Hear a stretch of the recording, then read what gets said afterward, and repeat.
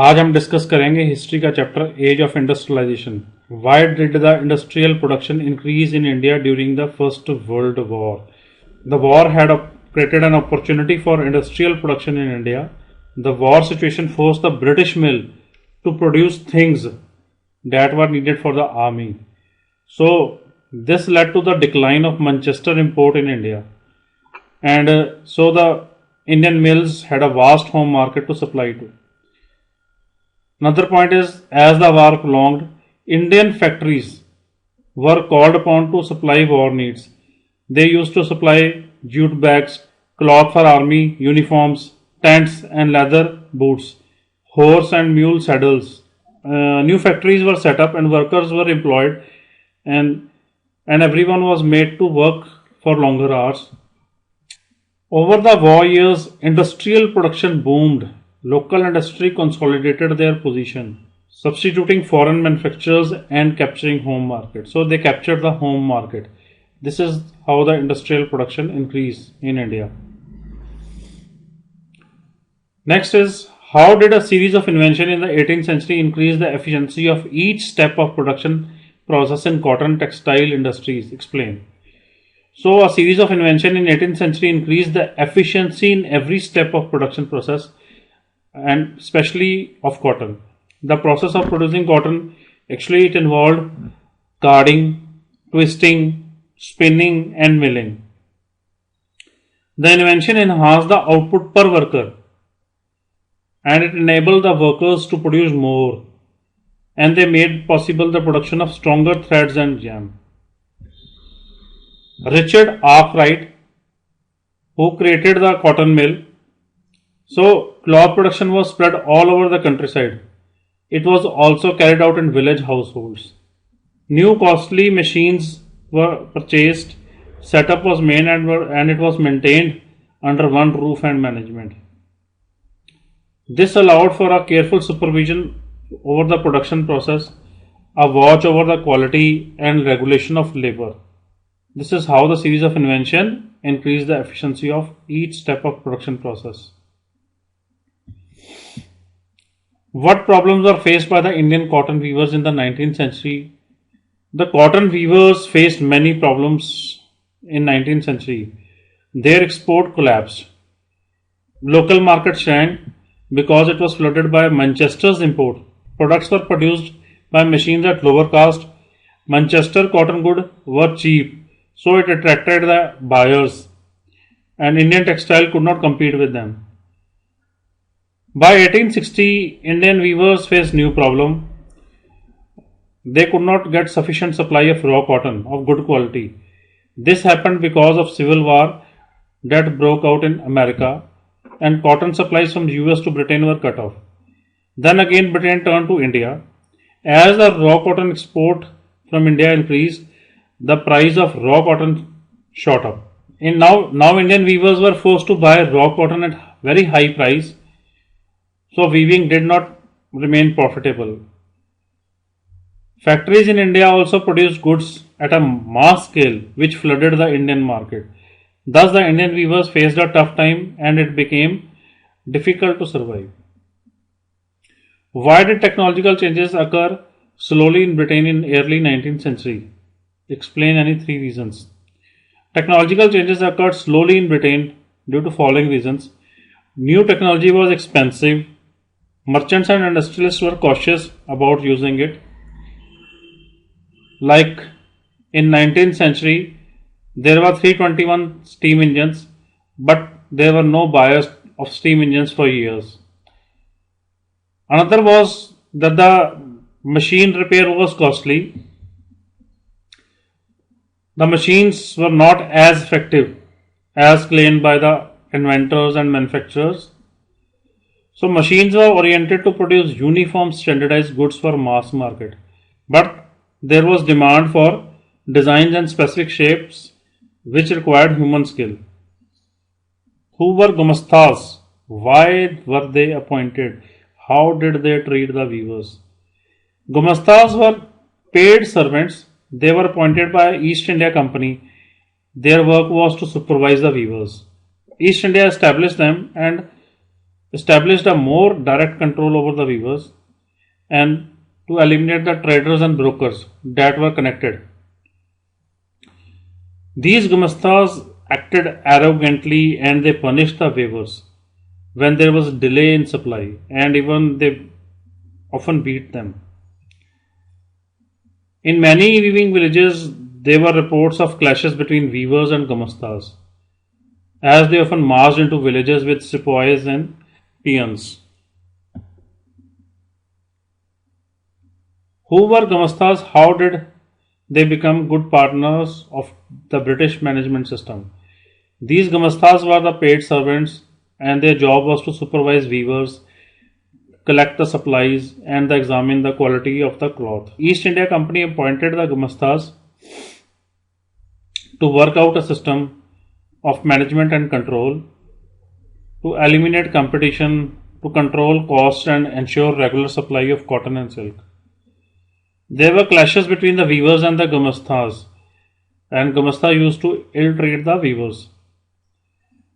They did not allow the company weavers to sell their produce to other buyers. Weavers were given loan to purchase the raw material. Weavers who had accepted loan had to hand over the cloths they produced to the gumastas only.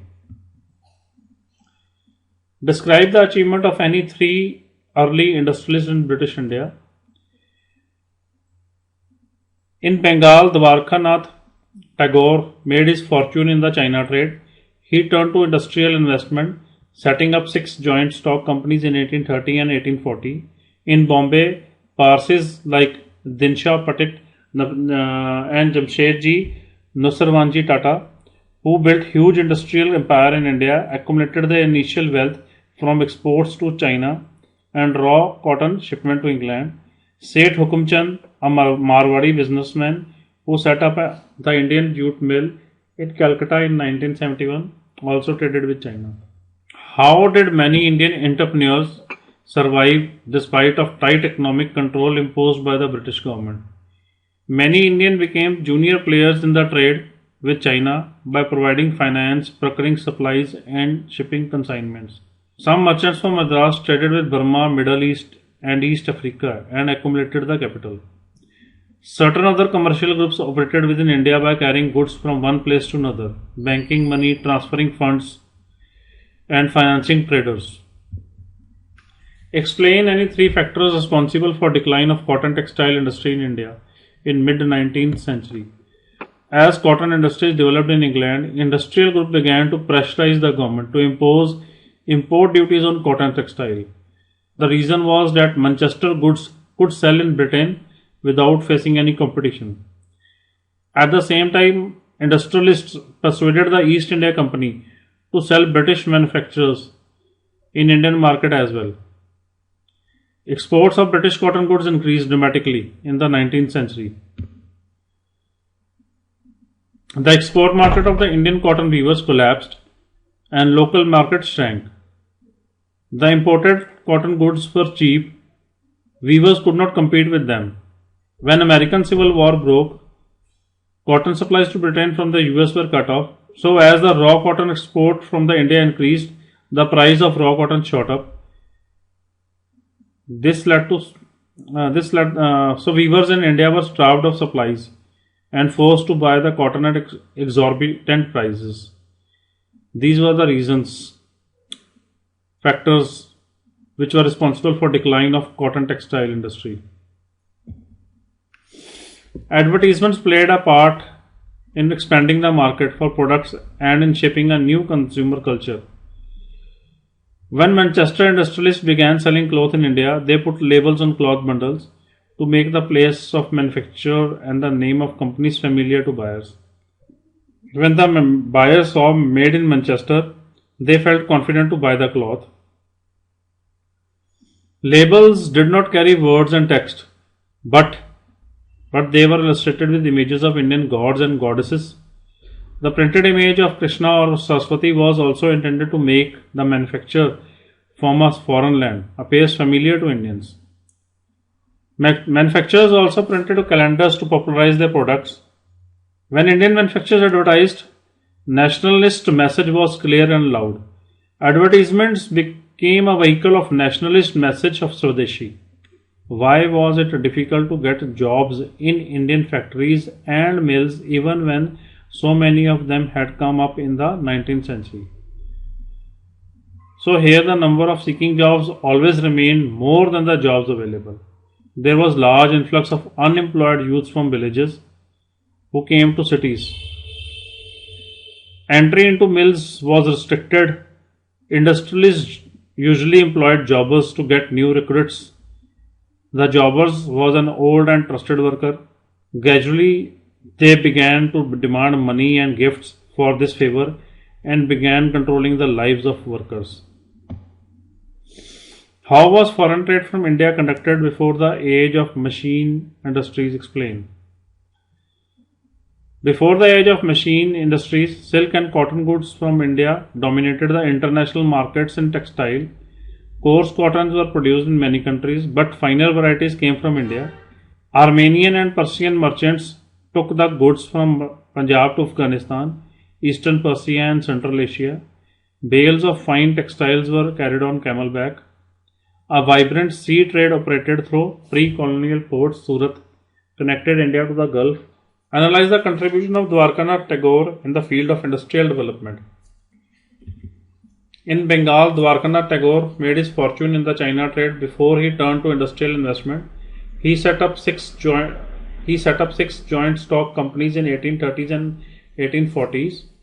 Tagore's enterprises sank along with those of others in the wider business crisis of the 1840s. But later in 19th century, many of the China traders became successful industrialists. Dwarkanath Tagore believed that India would develop through westernization and industrialization. He invested in shipping, mining, banking, plantation and insurance. He had visions of developing industrial enterprises in India. How did many Indian entrepreneurs survive despite of tight economic controls imposed by the British government? Many Indians became junior players in the trade with China by providing finance, procuring supplies and shipping consignments. Some merchants from Madras traded with Burma, Middle East and East Africa and accumulated capital. Certain other commercial groups operated within India by carrying goods from one place to another, banking money, transferring funds between cities and financing the traders. That's all for today. Subscribe and like my channel for more videos to come.